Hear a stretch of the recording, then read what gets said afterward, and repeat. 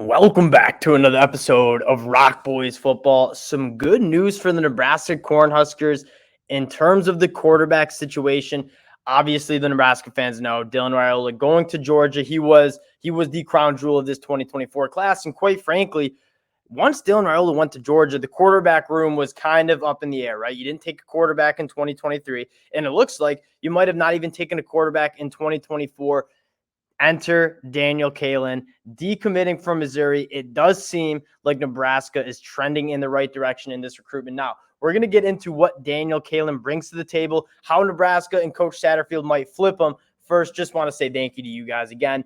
If you guys do enjoy the content, consider subscribing to the channel. It's been a blast talking ball with you guys, whether we're talking spring practice, whether we're talking transfer portal, whether we're talking high school recruiting. You guys have been absolutely awesome with the support, and I can't thank you guys enough for all the support you guys have shown. So lock in, subscribe to the channel if you do enjoy the content. And for Nebraska fans, we talk a lot of Nebraska football. We are excited about Matt Rhule in the future in Lincoln. We've also been to Nebraska games, like some of the best fans in the world.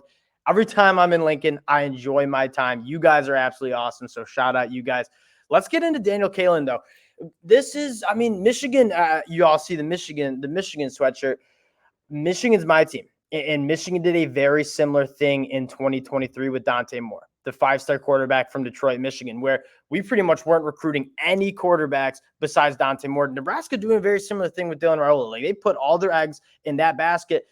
And quite frankly, you can't blame them. Like, when you have an opportunity, when you have the inside track on a arm like Dylan Raiola, you go in and you really try to win it. Obviously, they couldn't win it. Next best thing. I think you need to take an arm in this class because, again, didn't take one in 2023. The 2022 commit, Torres, he transfers out. So the quarterback room in terms of young talent that needs to be developed is not really there. So I expect Nebraska to go hard for Daniel Kaelin, and it would make a lot of sense. I think he's a guy that if Nebraska pushed harder for him earlier, he'd be committing to Nebraska and not Missouri.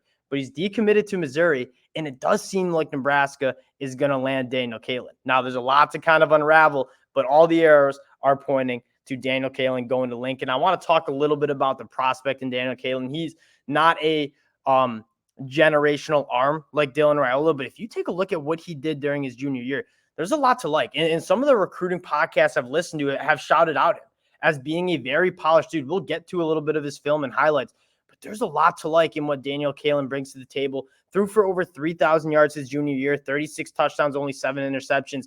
He's a very polished quarterback for being a first-year starter as his junior year. So what you're going to see from him as a senior, I think you're going to be really excited about what he might bring to the table. Now, taking a look at his highlights, like some special clips, and you kind of see what I mean in terms of the development and how polished he is of a guy in terms of managing the pocket, steps up in the pocket, delivers a nice ball. I'm in no means saying that he doesn't have a college football quarterback arm. Like, he's got a good arm, but the thing this is a straight up Power 5 college football level throw here.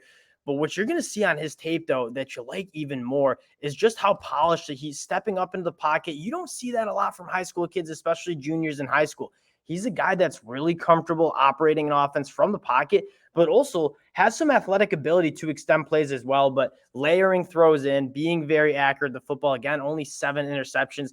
That is a rarity for guys at the high school level. He takes care of the football at a high level. And again, you see the flashes of the elite arm talent as well. He's also a solid athlete too. Like, he's a guy that's kind of hard to bring down. So there's some stuff to like about what Daniel Kaelin brings to the table. And it does seem like that is what Nebraska will do in the sense of what is their answer going to be in that quarterback room. But if you're taking a look at someone else that they could be going after and say Daniel Kaelin, maybe a guy they're not as interested in, look to the 2025 class and a guy in Stone Sanders who won Dylan Raiola committed to Georgia. A lot of the Nebraska fans are saying, all right, let's just go after Stone Sanders in this 2025 class. And he very well might be still a target for Nebraska. But I do think for a lot of Nebraska fans, you're thinking you got to get an arm in 2024 and then get another guy in 2025. You had a lot of quarterbacks leave that quarterback room. I think most Nebraska fans knew 6 scholarship quarterbacks was not going to last into the season. But I think you feel really good about what Jeff Sims brings and some of those younger quarterbacks, and then going after a guy like Daniel Kaelin, going after a guy in Stone Sanders. getting Matt Rhule's guys into this program. I think that's when you're really excited about the future of Nebraska football. And another guy that I would keep an eye on, and I'm not saying this is going to happen, but Dante Reno, the South Carolina commit in the 2024 class, Coach Satterfield recruited him to South Carolina. And so when he takes the job at Nebraska, like no doubt in my mind, that relationship is still there. So there's a couple different ways Nebraska can pivot, but this is all part of the recruiting game. Like you're going to miss out on guys. Dylan Raiola, you were going up against the top programs across the country for Dylan Raiola's commitment. But there's a lot of good quarterbacks that you still could pivot to. And Daniel Kaelin, now decommitted from Missouri, one of the best uncommitted arms in this 2024 class. You get him in the ship, I think you're going to start seeing some dominoes fall for Matt Rhule and the staff. I am kind of a firm believer that a lot of those offensive skill guys go to where quarterbacks go to. Like they want to know what the quarterback situation is going to look like when they're sophomores, juniors, seniors, and having a quarterback like Daniel Kaelin, who I really do think will be a riser. He's not the flashiest of quarterbacks, but he's a damn good quarterback, and he puts together another year, again, just a first-year starter as a junior. I think he could really kind of move his way up into maybe the top 250 national rankings after another good year out in Bellevue. So I think it hurts. Like I don't think a lot of Nebraska fans are going to sit here and say like, oh, you would have taken Dylan Raiola. The matter of fact was you were going up against every single Power 5 team across the country for his commitment. Daniel Kaelin, he's a guy that's in the home state. He's a very talented arm and maybe even is a little bit more of a better fit for what Coach Satterfield wants to do. Not necessarily asking a guy to go be a Caleb Williams, but go be a game manager. You're going to get that offensive line right. You're going to want to run the football. You're going to want to run 2 tight end sets. You don't need a Caleb Williams, a Dylan Raiola type player to have a good offense. I think Daniel Kaelin might even be a better fit for what Nebraska wants to do, and that might be why Dylan Raiola didn't even come to Lincoln, because he wants to be in a little bit more of the guy mode. He wants to be that dude that the offense is centered around. So Daniel Kaelin, Stone Sanders, 2 really good options. But again, part of the recruiting game, you're not going to get every single commit that you want. Again, wanted to come on, talk a little bit about where Nebraska could go once Dylan Raiola goes to Georgia. And it seems like there's going to be some good options. And Matt Rhule, now the head man in Lincoln, like this is going to be a destination spot. NIL is a strong player in Lincoln. Those Nebraska fans, like we talk about it all the time.